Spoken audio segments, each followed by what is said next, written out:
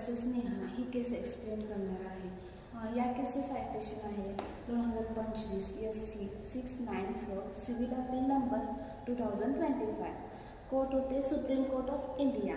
त्यानंतर judgement BV नागार्थन justice, त्यानंतर Satish Chandra Sharma justice यांनी दिलेला आहे. आपण पहिला या केसचे फॅक्ट्स बघूया. फॅक्ट्समध्ये काय सांगितलेले की विभोर गर्ग व नेहा हे हजबंड वाईफ आहेत आणि त्यांचा विवाह हा 2009मध्ये झालेला. त्यानंतर काय झालं, त्याच्यामध्ये डिस्प्यूट निर्माण झालेला. त्यामुळे हजबंडने वाईफच्या विरोधात फॅमिली कोर्टमध्ये केस फाईल केली. ती 2017ला केली बेस्ड ऑन क्रुएलिटी. आणि क्रुएलिटीचं असं परफेक्ट मिनिंग आपण सांगू शकत नाही. एखाद्या केसचे फॅक्ट्स यावरून जज क्रुएलिटीचं मिनिंग ठरवतात.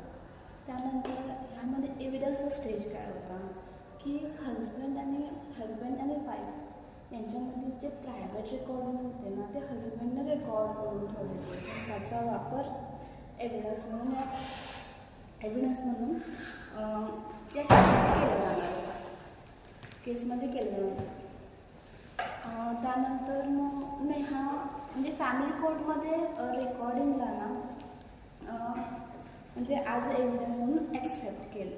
मग याच्या विरोधात नेहाने परत हायकोर्टमध्ये केस फाईल केली, म्हणजे अपील केलं. अपील म्हणजे तुम्हाला माहितीच असेल की आपल्याला असं वाटलं की आता फॅमिली कोर्टमध्ये आपल्याला न्याय मिळाला नाही तर आपण पुढच्या कोर्टमध्ये अपील करू शकतो. तसं हायकोर्ट सुप्रीम कोर्ट आपण अपील फाईल करू शकतो. मग हायकोर्ट ह्यामध्ये पंजाब अँड हरियाणा कोर्टने सांगितले की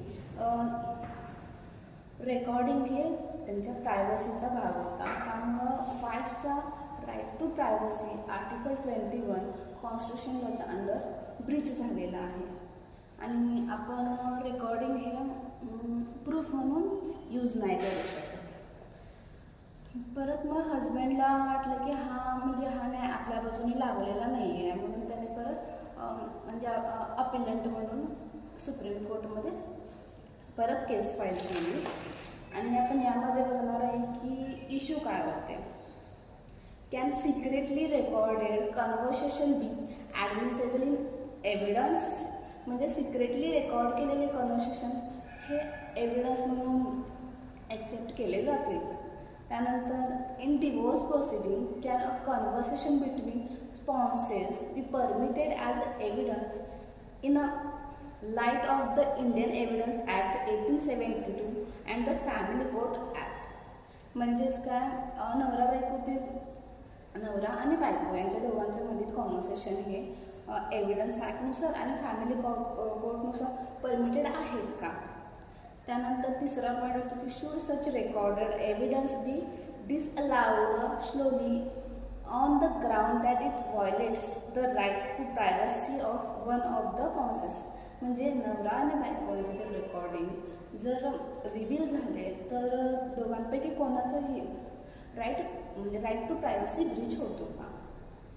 नेहाचं म्हणणं असं होतं की हजबंड आणि वाईफमधील रेकॉर्डिंग आहे आणि मी माझ्या हजबंडला काही बोलू शकते, हा माझा राईट टू प्रायव्हसी आहे, हे प्रत्येकाला वाटतंच. त्यानंतर सुप्रीम कोर्टचा निर्णय काय आहे तर पहिला सुप्रीम कोर्टनं फर्स्टली ही अपील अलाव केली, ॲक्सेप्ट केली. त्यानंतर फॅमिली कोर्टचा डिसिजन योग्य होता हे पण सांगितलं. म्हणजे पहिल्यांदा मी सांगितलेलंच की फॅमिली कोर्टनं हा निर्णय दिलेला हजबंडच्या बाजूने आणि रेकॉर्डिंग हे ॲडमिसेबल आहे, परमिसेबल आहे for the ground of evidence. त्यानंतर त्यांनी 3 फोल्ड टेस्ट करण्याची गरज आहे. म्हणजे एखादं रेकॉर्डिंग एव्हिडन्स म्हणून आपण जेव्हा वापरतो त्यासाठी 3 स्टेज सांगितलेलं आहे. त्यामध्ये पहिलं ते रेकॉर्डिंग रिलेव्हंट आहे का केसच्या ते पाहायचं. सेकंड आहे आयडेंटिफिकेशन ऑफ व्हॉइस. ते सुप्रीम कोर्टमध्ये केलं जाईल, म्हणजे ते अथॉरिटी असतात ते चेक करतील की हे म्हणजे त्या दोघांचाच व्हॉइस आहे का. त्यानंतर third the accuracy of the recording, म्हणजे ॲक्युरेट आहे का, बरोबर आहे का रेकॉर्डिंग, केसच्या रिलेव्हंट आहे का, हे 3 पॉईंट सांगितलेलं आहे. पण यामध्ये नेहाचं म्हणणं होतं की हे रेकॉर्डिंग त्याच्या कन्सेंटने रेकॉर्ड केलं नव्हतं. पण सुप्रीम कोर्टनं सांगितलं की इतकं सांगणं पुरेसं नाही आहे किंवा ही गोष्ट कन्सिडर केली जाणार नाही.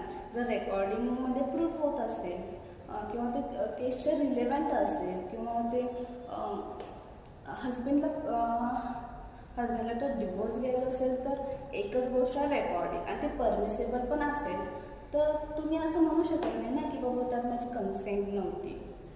आणि एव्हिडन्स ॲक्टच्या सेक्शन 122 मध्ये ऑलरेडी सांगितलेलं आहे की हजबंड आणि वाईफचं रेकॉर्डिंग हे म्हणजे एव्हिडन्स म्हणून वापरलं जाणार नाही अदर केसमध्ये. पण हजबंड आणि वाईफ दोघांचीच केस असेल तर त्यात 100% वापरलं जाणार. आणि हे एक्सेप्शन म्हणून ऑलरेडी प्रोव्हिजन दिलेलीच आहे एव्हिडन्स ॲक्टमध्ये. कोर्टने स्पष्ट सांगितलं आहे की नेहाजवळ जर राईट टू प्रायव्हसी असेल तर विभूर गर्ग यांच्याजवळ राईट टू फेअर ट्रायल हे आर्टिकल 21च्या अंडर आहे. आणि जेव्हा राईट टू प्रायव्हसी आणि राईट टू फेअर ट्रायल असेल तेव्हा राईट टू फेअर ट्रायललाच महत्त्व दिलं जाणार आहे, प्रेफरन्स दिलं जाणार आहे अशा केसमध्ये. ओके. आणि सांगा म्हणजे कसं आहे नवरा बायको यांचा जर एकमेकांवर विश्वासच नसेल आणि विश्वास नसेल ते एकमेकांचे मेसेज चेक करत असतील रेकॉर्डिंग करत असेल तर ऑलरेडी त्यांचं नातं तुटलेलंच आहे. आणि हे तुटलेलं नातं आपण कसं जोडू शकतो पण त्यांनी वेगळं होणंच योग्य आहे कोर्टाच्या मते. आणि ह्या जजमेंटचा इम्पॅक्ट काय झाला तर right to fair trial article 21च्या अंडर प्रेफरन्स दिला गेला फर्स्टली. त्यानंतर सेकंड काय झालं इलेक्ट्रॉनिक एव्हिडन्सला ॲडमिसेबल केलं गेलं. म्हणजे तुम्ही इलेक्ट्रॉनिक एव्हिडन्स कुठेही कधीही कसंही वापरू शकता फक्त केसची रिलेव्हंट असलं पाहिजे.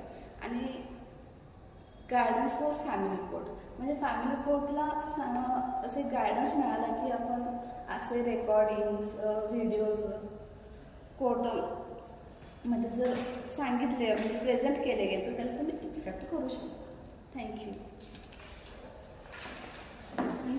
वाटलं नव्हतं मला पण सकाळ सकाळी तुझी